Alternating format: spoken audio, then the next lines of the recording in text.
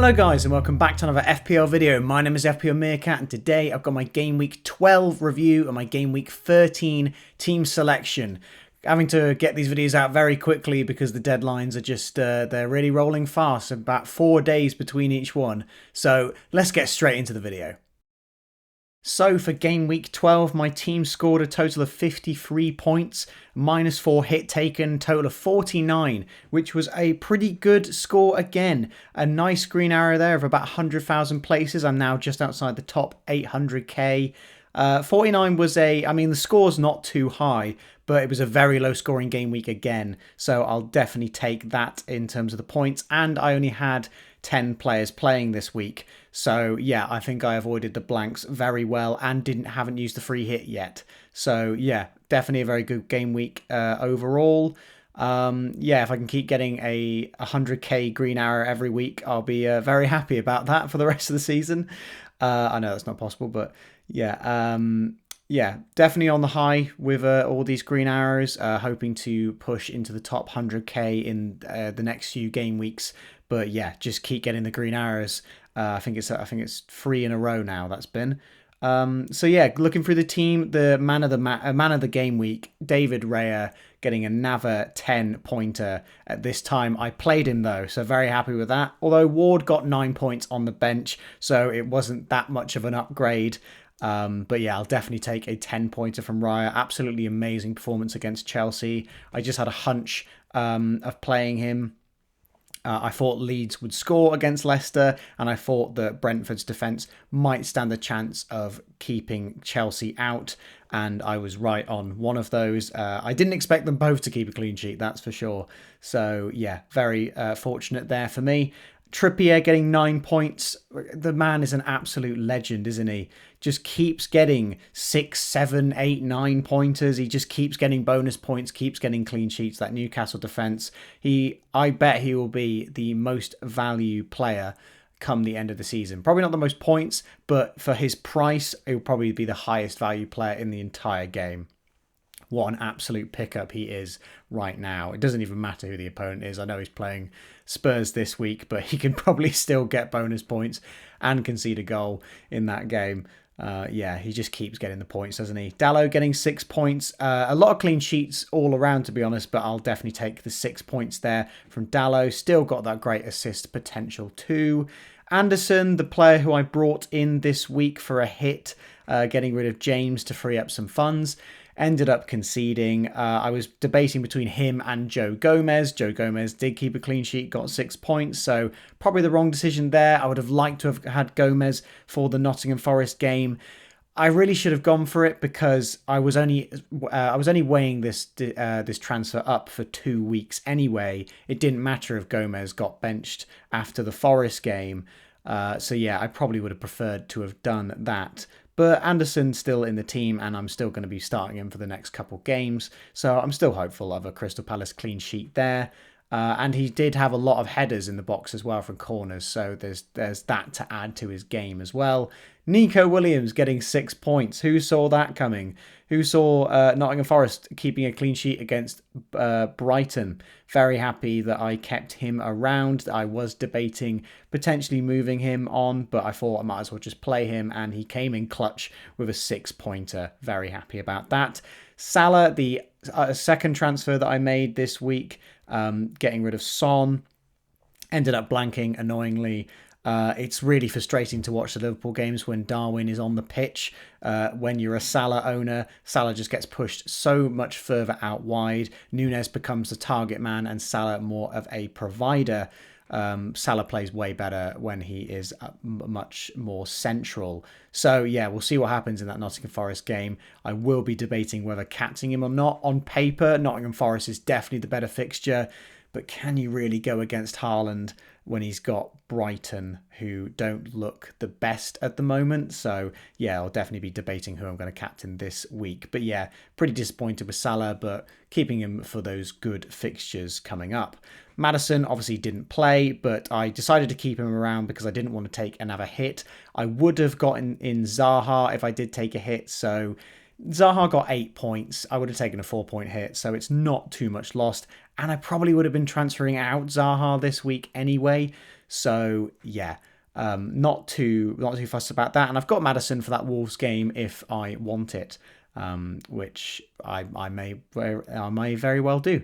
Trossard blanking as well. It's just not been a good transfer for me at all, getting in Trossard. Those 2 massive hauls that he got, thinking that he was absolutely, in flying form, and he's blanked in all 3 of the games that I've had him. So yeah, he's just one of those players, isn't he? He just blanks all the time. Maybe I should be getting in players who blank. That seems to be the way it goes. When I start them, they return, but the players who are hauling and when I play them, they blank. So yeah, maybe I should just be targeting that. Andreas getting 3 points. I watched the Fulham game. He was very unlucky not to get any returns there. I think Reed's goal was his corner, but it was cleared before Reed scored the goal. A lot of set pieces. He had some good chances in the box, good assists as well. He was very unlucky to only come away with 3 points there, and he's just great value. Definitely staying in the team. Tony blanking against Chelsea. I watched the highlights. He had a lot of good chances against Chelsea. I wasn't expecting anything from him anyway, and it just would have topped off a really, really good game week if Tony had got any kind of returns.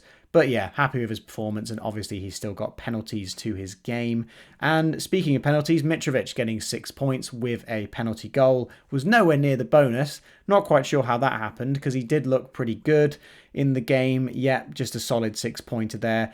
Mitrovic being the only goal contribution at all in my entire team. The defense completely carried my team. I think I just added that 33 of my 53 points were from the defense. So yeah, absolutely carried me this week. And of course, nothing really to see on the bench apart from Ward with all of the blanks.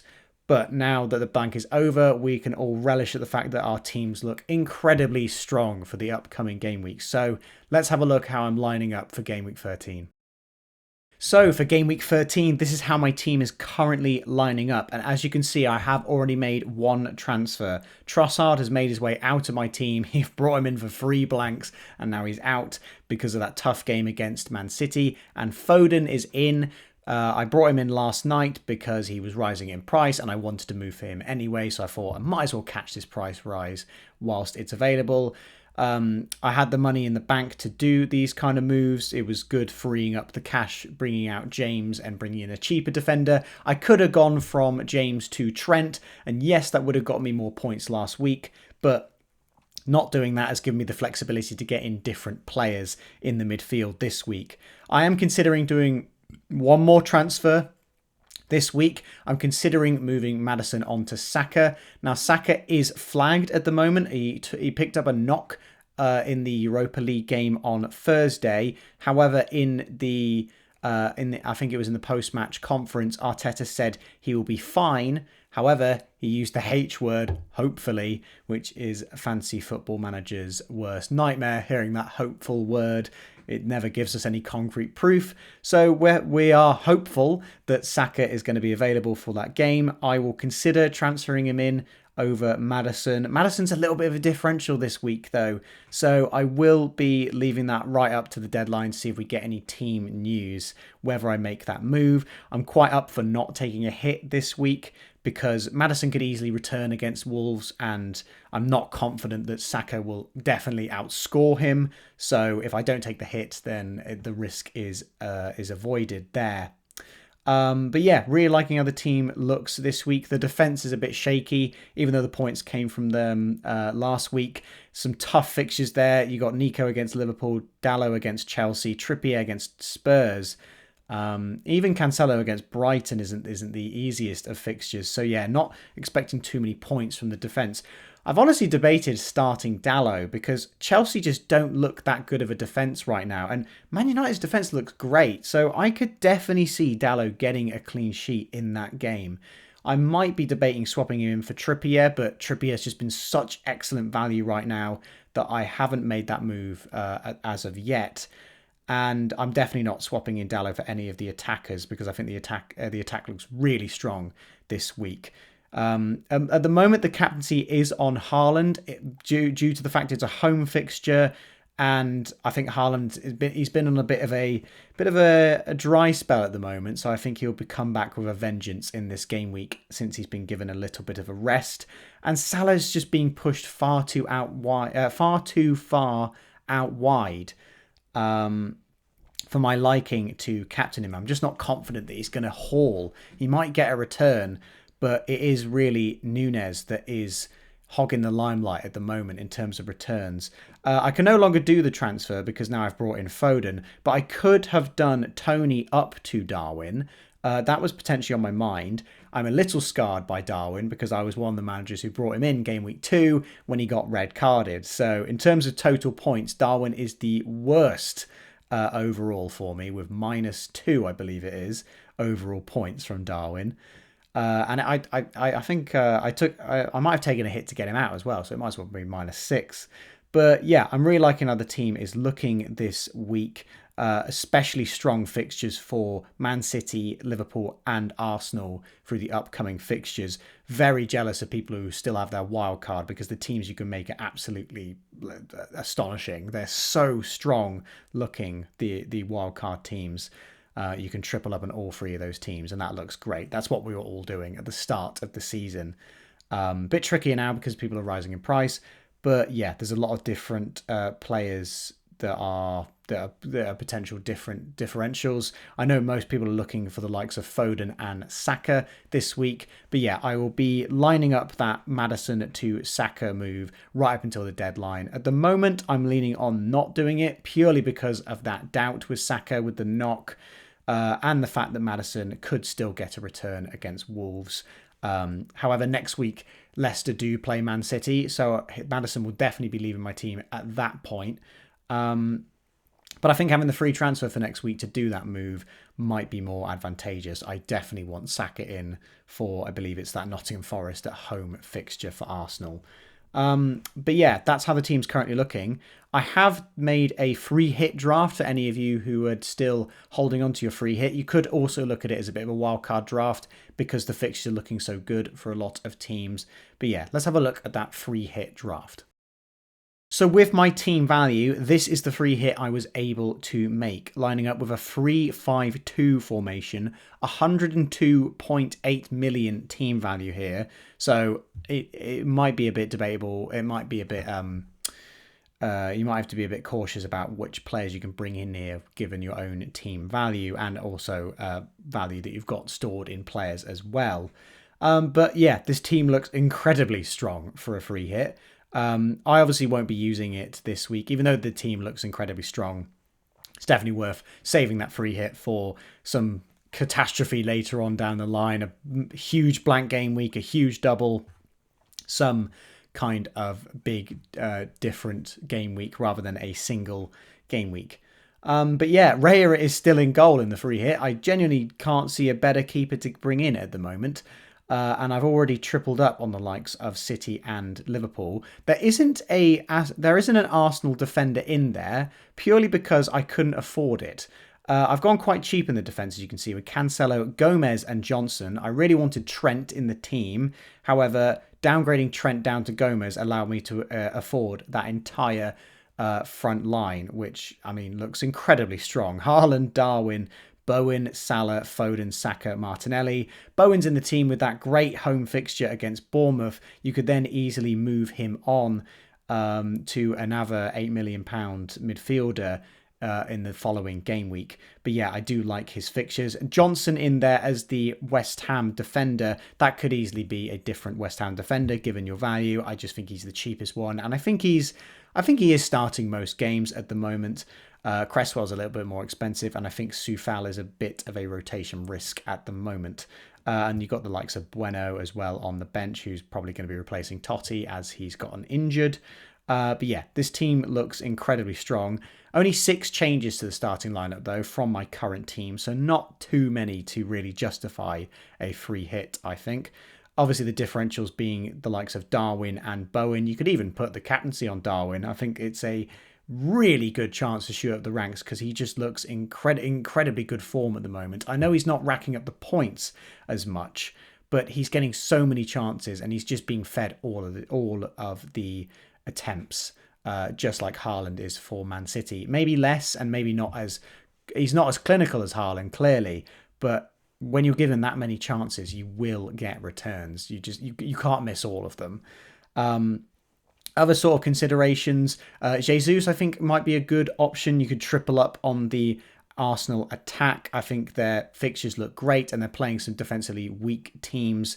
So yeah, I think the triple up on the attack is definitely a consideration, as many of us will be doubling up on the Arsenal attack. And Bamford as well as a little outside shout. Again, not someone who's been in the points, but he's getting a lot of chances. He's on penalties. I think there is a couple of returns in there for Bamford. He's looked very lively in Leeds' most recent games. Captaincy on this is on Salah, but again, it could easily be Darwin, it could be Haaland.